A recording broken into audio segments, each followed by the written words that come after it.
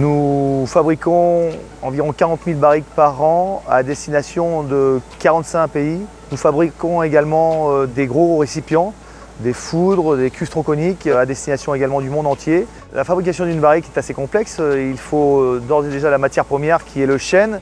Et on va se servir, nous, que du tronc. C'est du sol jusqu'à la première branche.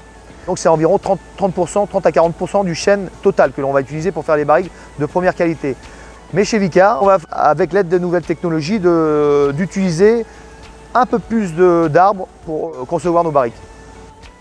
On va l'emmener en méranderie, c'est l'unité en amont qui va transformer le tronc d'arbre en pièces qui s'appelle le mérin, qui va servir ensuite à fabriquer les barriques. Le mérin va sécher dans des grosses cellules qui sont alimentées avec nos déchets de bois. Il y a une grosse chaudière qui nous fabrique de l'eau chaude et qui nous permet d'utiliser cette eau chaude pour réchauffer cette cellule.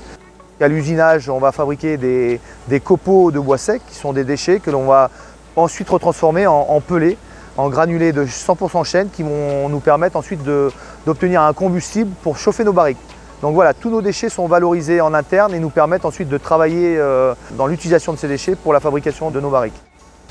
Lorsque la barrique aura été assemblée, on va la tester pour savoir si elle est étanche. Il y a également une phase de production sur laquelle on a travaillé. Avant, on mettait 20 litres d'eau chaude dans la barrique.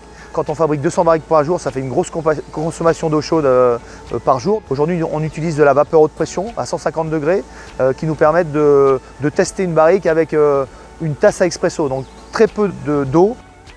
On parle depuis quelques années de transition écologique, de transition énergétique, d'éco-responsabilité. Chez Vicar, notre philosophie, elle dure depuis toujours. Par contre, depuis les années 95-2000, on a vraiment intensifié cette philosophie d'éco-responsable. On a mis en place des chaudières plus performantes qui pouvaient absorber les déchets verts comme les déchets secs. On a, il y a très peu de temps, installé la récupération de chaleur fatale.